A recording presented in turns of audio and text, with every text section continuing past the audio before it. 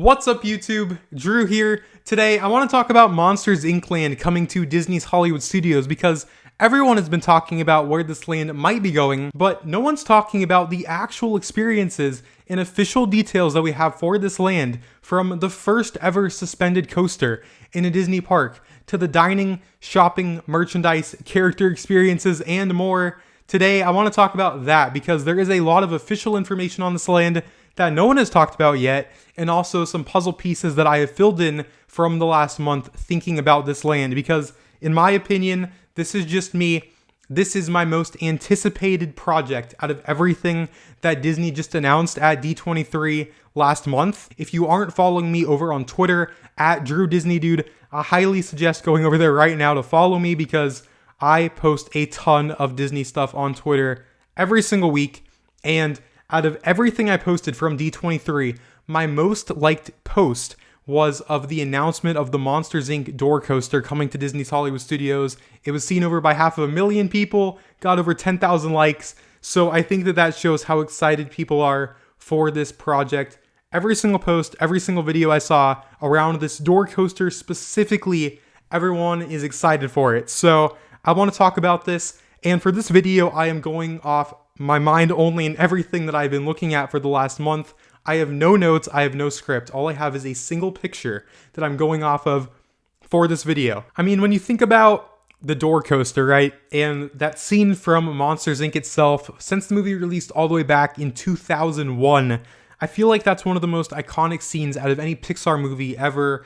Specifically the scene between Randall, Mike, Sully, and Boo when they are flying through the Laugh Factory, to the point where Josh D'Amaro, the chairman of Disney Experiences, even mentioned on stage that that's something that he's wanted to do personally, how it's been talked about by the fans and Walt Disney Imagineering, and now this is going to be a reality.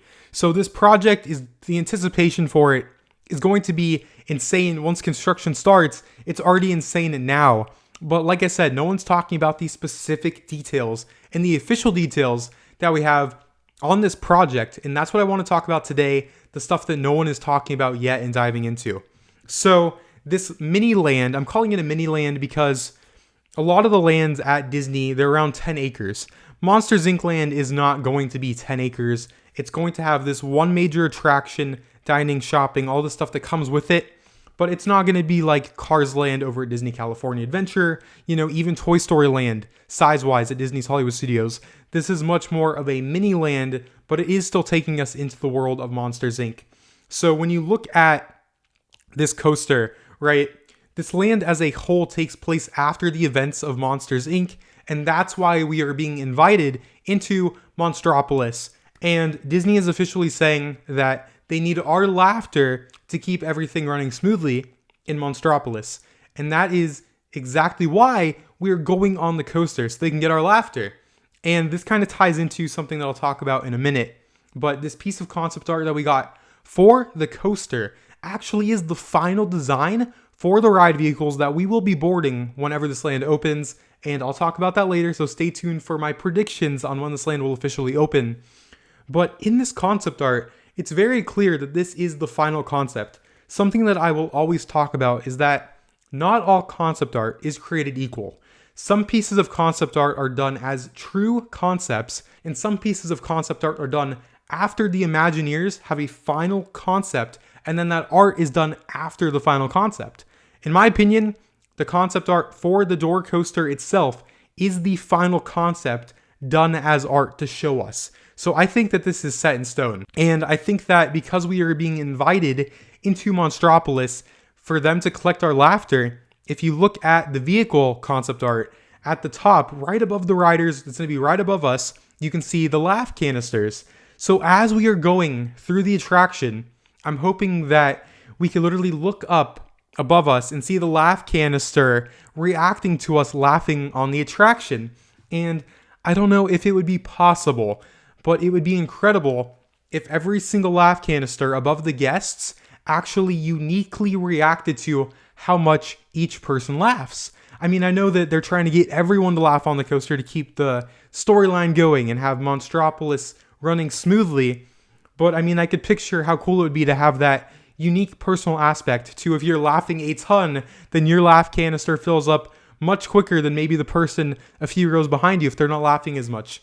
So, like I said, no one's talking about the fact that in the concept art, this is the final concept, and you can actually see that the laugh canisters are there, so they can quite literally collect our laughter. That's why we are being invited into the factory. You know, we're not just going on a tour. They're inviting us into the factory because they need our laughter, and we can see that in the concept art. So now, sticking with the coaster here, also revealed at D23, right after the Disney Experiences showcase, that next morning, the final day when the show floor and the Walt Disney Imagineering Pavilion were available for guests, Disney actually revealed a concept model for the Monsters, Inc. door coaster.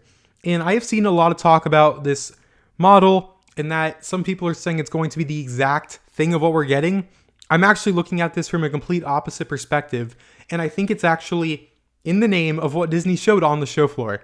So I just said concept model, right?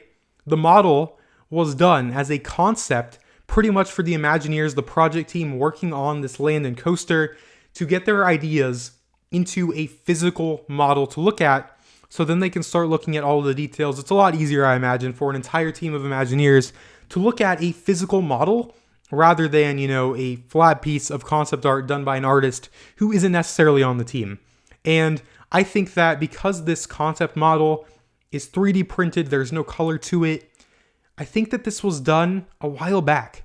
And that's why it was on the show floor, is because the project team didn't necessarily need it. And also the fact that Disney is quite literally saying this is a concept model. In my opinion, I think that the final product that we will be experiencing in a few years comes after the concept model evolves into the final model. Here's the thing though, this is one thing that no one has picked up on, is that that's not necessarily speculation on my end. That's just building thoughts on what Disney has said themselves on Disney Parks blog. So Disney says, to ideate the layout of the attraction, the project team created a study model of the attraction, enabling them to fine-tune every detail. So I take that as the project team, the Imagineers working on this project, created this model to get a look at how it will look eventually, but that's not exact. They're basically looking at this model, and then off of that, they make the final product. And I think that that's exactly why this is a very simple 3D printed model. And even though this isn't the final product, there is one massive takeaway here that we can take from this concept model that we will be 100% experiencing on the final attraction when it opens in a few years. And like I said, I will talk about my opening time frame predictions, so stay tuned, stick with me here. But on stage at D23, Josh had talked about how they want to recreate that moment in the film when, this is my recreation, when the claws come down, pick us up, and then take us into the Laugh Factory. And at first I was wondering, how is Disney going to pull this off to where you were literally being raised up and then sent into the show building where all of the action happens? And then that next morning on the show floor, this is where they revealed the model, and it confirms how it's going to be happening. But if you look at the direct center of this picture, you can see 2 levels of a dueling load station. It helps with capacity. If one vehicle is not ready to dispatch, then another one can go, and it keeps the hourly capacity for these attractions as high as possible, which is really good. So the fact that this attraction will be using a dueling load station is great for capacity. That's going to help get as many people onto this thing as possible, so that's a very good sign. But more on the fact that this is a 2-level load station, and that's because we're going to be lifted up and sent into the show building.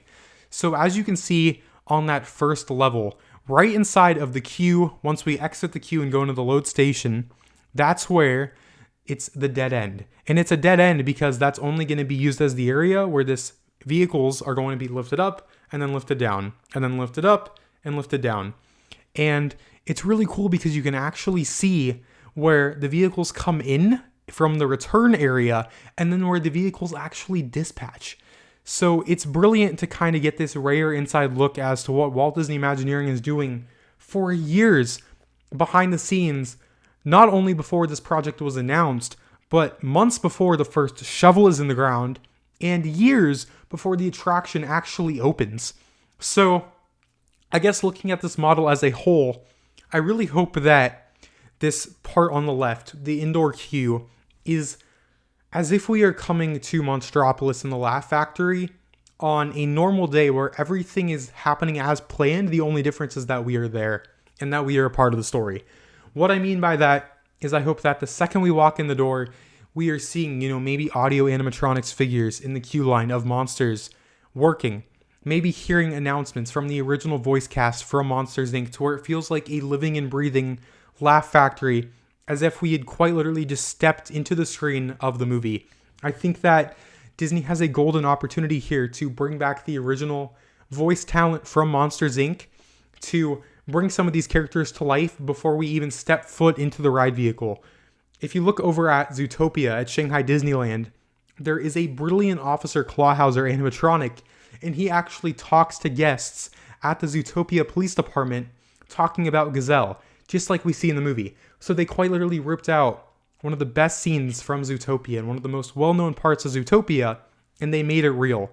So I think that with Monsters, Inc., we all know that stepping into the factory and having animatronics and, announcements with the original voice cast, making that a physical environment before we even get on the coaster, that's almost an attraction in itself, and that will make it one of the most immersive attractions in the world if it happens. So that's just a little bit of hope and speculation on my end, but I hope that that's the queue experience. We are walking through this main area of when you first walk into the Laugh Factory, the hallways, the offices, make new photos, have those on the walls, announcements, everything. Give us the whole enchilada. This is Monsters, Inc. It deserves it. But I think that it's really cool, like I just said, to get that inside look at what Disney is doing, and the fact that you can literally see where the vehicles on the first level, if you look at the very top of the picture, you can see where the track splits and then where it comes into the return station. So that's after the coaster is over, when you're getting ready to disembark. If you look on the first level, you can see where the vehicles return, and then that's where we will then board them to then have them sent up. So it's a constant loop from the vehicles coming back in to the vehicles going up and then the vehicles being sent in. But as you can see on the second level in the center of the photo, again, this is just a concept, but if that longer piece of track makes it to where you're basically transferred into the main show building with all of the massive 360 immersion, I think that that's a brilliant moment for Disney to actually use onboard audio and music to set up the story a little bit further with maybe onboard announcements from Mike and Sully and Boo, and kind of lead that into where all the action happens. Instead of maybe having a launch for a coaster, I think having a slower section where you're kind of getting ready to go into the show building, maybe you have audio animatronics there as you're passing by them because you're going slower. It makes sense for Disney to invest into something like onboard audio and getting the voice cast back, and even maybe building an audio animatronics figure if you're going past it slowly. If you're going past it fast on a roller coaster, it doesn't necessarily make sense. But my mind immediately went to, when you're looking at this longer piece of track here, that's going to be a slower moment in the attraction, and that's the only slow moment. So that could be used as a show scene before the craziness happens while you're just going around and laughing. But like I said, that concept model, it gives us such a good look as to what could happen just from the concept, and that's not even the final product. And the last thing I'll say about this model is that the scale of this attraction as a whole looks incredible. When I see a 2-story tall load station, and again, this is just a single little piece of plastic, right? That doesn't take into the account the scale of how tall this load station will be to where it can actually accommodate the unload load in 2 levels, from the giant archways in the show building itself to how we will be zigging and zagging through those, to maybe having a near miss moment with another door coming at us, to the physical doors that could be on the walls of the show building. Everything about this, to me, screams that it will be... I just realized I said screams. I was not intending to say that, but no pun intended there. But this, to me, this screams it will be one of the most immersive attractions in the world from the second we step foot in the door to the second that we get off. And I think that people are going to want to come around from around the world to experience this. So that's why I really hope that Disney goes all out. They give it the budget that it deserves. Monsters, Inc., I feel like, is one of those timeless intellectual properties at this point, and better late than never that we are getting it. I want to talk a little bit about the location, not too much because everyone's talking about that, and also when it could be opening. So let's dive into those details now. We know for a fact that this land has been on the table since at least 2020, to the point where final concept art was being done, and who knows, if the pandemic never happened, maybe this would have been announced in summer 2020. It's one of those things that we don't know. Not only that this concept art was done in 2020, you can tell that because of the artist signature. Greg Pro, he's an incredible Imagineer. If chances are, if you've seen Disney concept art, you've seen some of Greg's work. This is one of his pieces. but specifically his inclusion here of this Mike Wazowski Loungefly backpack in the concept art. I know it might sound crazy that I'm talking about a Loungefly backpack in concept art, but this Loungefly backpack actually released in August of 2019. So in my mind, I feel like it makes sense to include something, at the time, if he's doing this concept art in early 2020, that it makes sense to include something Monsters Inc. related that was released, maybe 5 months prior at the time to when he was working on it. If this land was going to be announced in 2020, it makes a lot more sense to include an item that was just released rather than putting that in it now when no one's going to be wearing it anymore because they don't sell it at the parks anymore. So even something as little as a Loungefly backpack that was released in the summer of 2019 confirms that this concept art was done in 2020. So it's been on the table for a little bit, right?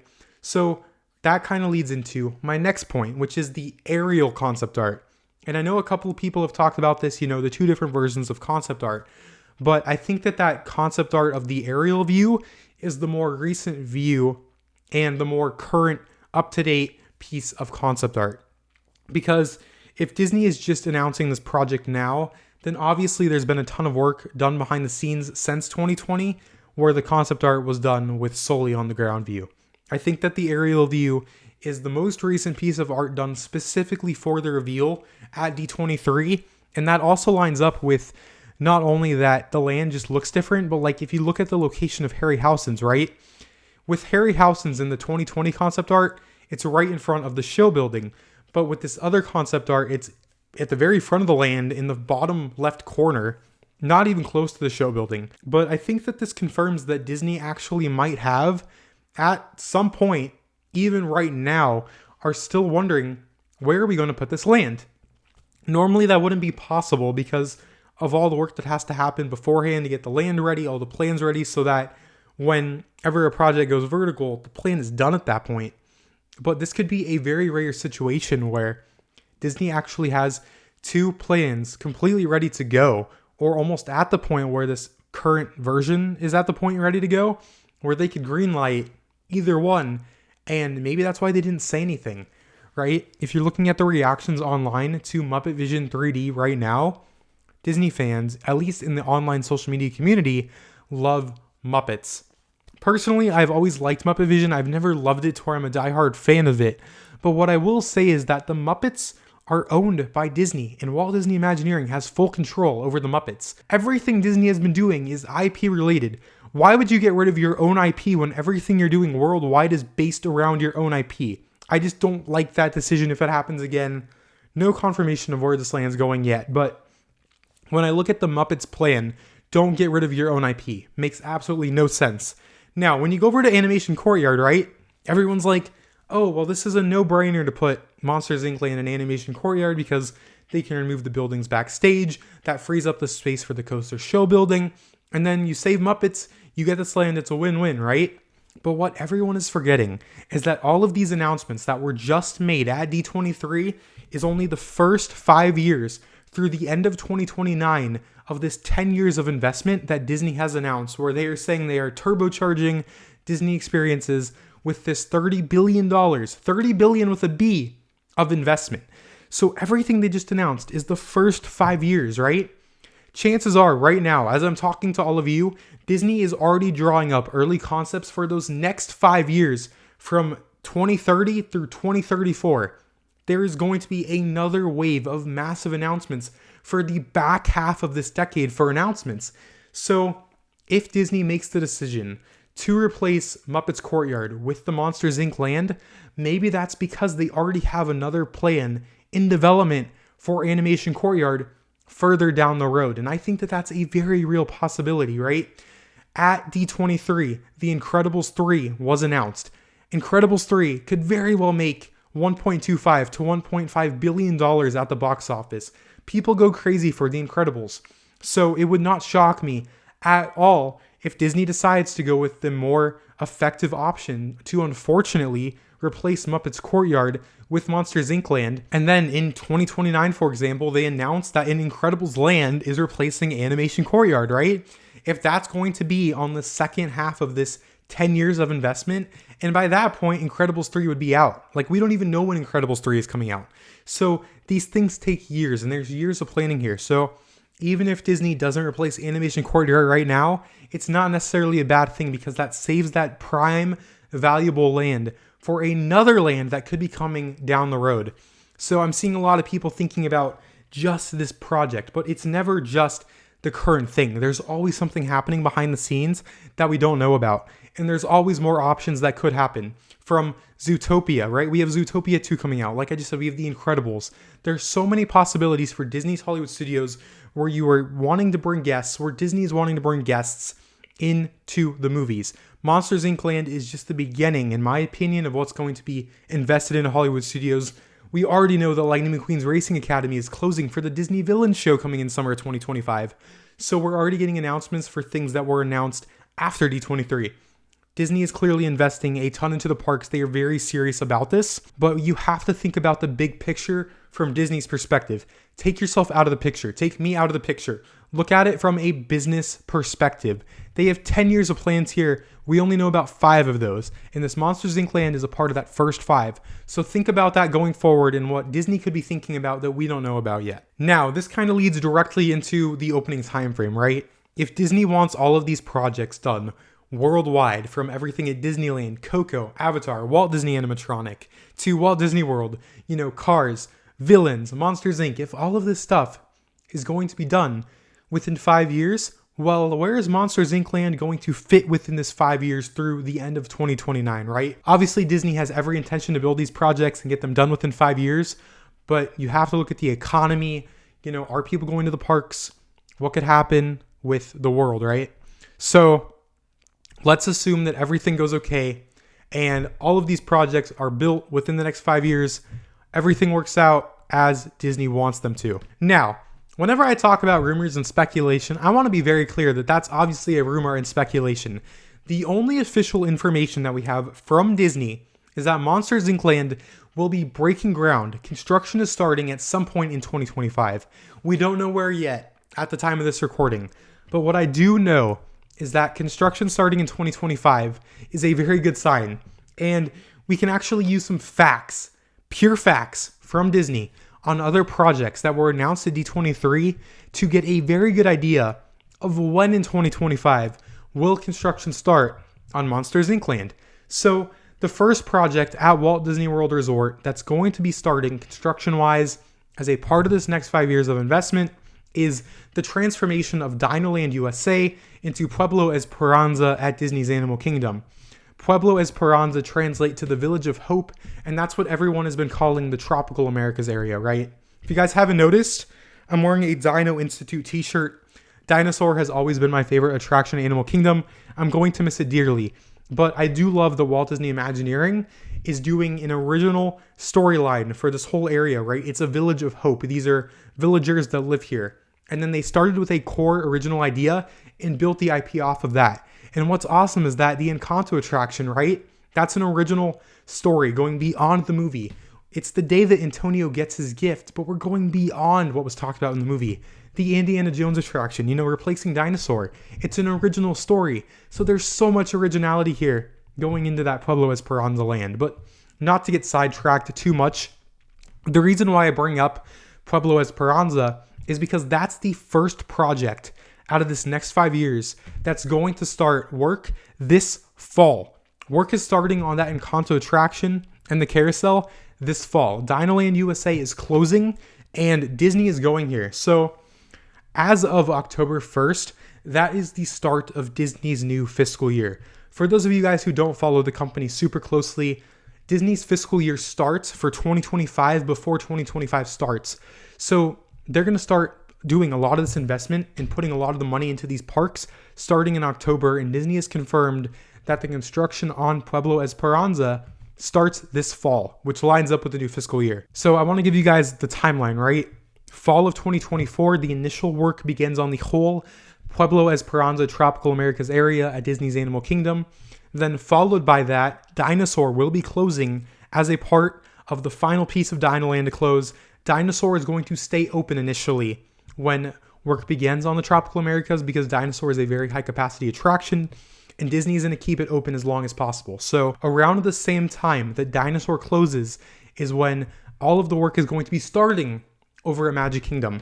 And that includes a massive refurbishment of Big Thunder Mountain Railroad, as well as the closure and removal, which I'm very sad about, the Liberty Bell and Tom Sawyer Island for the 2 brand new Cars attractions in Villains Land.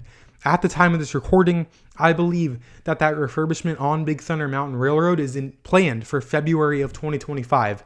So I'm going to go on a whim here and say that by the end of February of 2025, Big Thunder Mountain will be closed for refurbishment and construction will be underway on demolishing the Rivers of America, so that work can then begin on the Cars area as well as Villains Land, right? That then leaves Monsters Inc. Land ready to go, right? So hopefully by the summer or fall of 2025, once all of those projects are underway, Walt Disney Imagineering will then be ready to break ground on Monsters Inc. Land. So like I said, my hope is that by the fall of 2025, maybe fiscal year 2026, October of 2025 is when Disney breaks ground on Monsters Inc. Land. The fact that all they have said is 2025 without giving that specific time frame leads me to believe it will be the second half of the year, based around that fiscal year. So if construction starts on Monsters Inc. Land in the second half of 2025, when could it open? Well, if I had to take a prediction at the time of this recording in September of 2024, I am going to say that Monsters Inc. Land will open at Disney's Hollywood Studios if everything goes according to plan in the summer or fall of 2028. I think that 2028 is the opening year for Monsters Inc. Land. That is just my prediction. That is not official by any means. Do not take that as official. That's just my speculation based off the facts that we do have.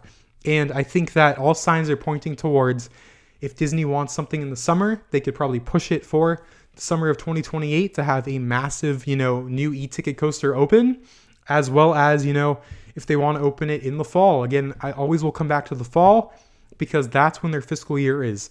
And everything, even if we don't realize it, behind the scenes is done with a reason behind it at the Walt Disney Company. So I really hope that, by October of 2028, Monsters Inc. Land is open at Disney's Hollywood Studios. And I think that would be the perfect time to open it in 2028. If construction starts in 2025, a few years to build, this area, I think is reasonable. And obviously they could get it done faster, but you have to keep in mind when you're working on multiple projects at Walt Disney World, let alone dozens around the globe, they're going to take a little bit longer. And I think it's important that we get that quality over speed. This is a project that I want to be done right. So hopefully by fall of 2028, we see Monsters Inc. Land open at Disney's Hollywood Studios. That is my personal hope. Now, there's also another reason why 2028 stands out to me, and that's because Disney has already confirmed that all of that stuff at Animal Kingdom, right? The carousel, the whole village, the Encanto attraction, and the Indiana Jones attraction will be opening at some point in 2027. That is official. So 2027, Disney's massive opening will be the Disney's Animal Kingdom stuff, right? What could be done in 2028, right? Right after that, they'll want something else to open. And I feel like the most realistic thing is Monsters Inc. Land because it's a mini land, right? It's just this one major attraction. Whereas if you look at the Cars area and the Villains area, that's massive stuff, right? Those are 2 attractions in each of those areas. And there's a lot more work to do there in a massive space at Magic Kingdom. This is the largest capacity expansion ever at Magic Kingdom. So I just feel like realistically 2028 is the best opening time frame for Monsters Inc. because we know that 2027 is going to be the year of Disney's Animal Kingdom, right? We're probably going to get more stuff at Animal Kingdom that hasn't even been talked about yet. So in my mind, 2028 is the year of Disney's Hollywood Studios. And I'll throw in a little bit of speculation here too. I think that from Disney's perspective, once they have a Monsters Inc. roller coaster open, that then gives them the perfect opportunity to retheme Rock and Roller Coaster starring Aerosmith once you have that capacity online, right? Again, Monsters Inc. Coaster is a massive capacity boost for Disney's Hollywood Studios, so that at that point they could afford to take Rock and Roller Coaster offline and reimagine it into a Disney intellectual property. You're keeping the same track and thrills that everyone knows and loves, but if there's a perfect time to reimagine Rock and Roller Coaster, in my opinion, it is after the Monsters Inc. door coaster opens. So again, when I'm talking about a rumor, I don't just want to throw it out there. I want to have logic behind it. my logic behind it is that 2027 is Animal Kingdom. So what could be done in 2028? And the simplest project that isn't a massive project, this isn't a 10-acre land. Monsters Inc. stands out to me. And then if Rock and Roller Coaster gets reimagined, I think that is the time to do it. So that's my logic behind it, but we will have to wait to find out. And if you guys aren't following me over on Twitter, at Drew Disney Dude, go over there right now. Follow me for weekly updates from Disney. I'll be covering everything here on YouTube as well over there. So that's about it for me today, guys. Thank you all for joining me in this one, and I'll catch you all in the next one.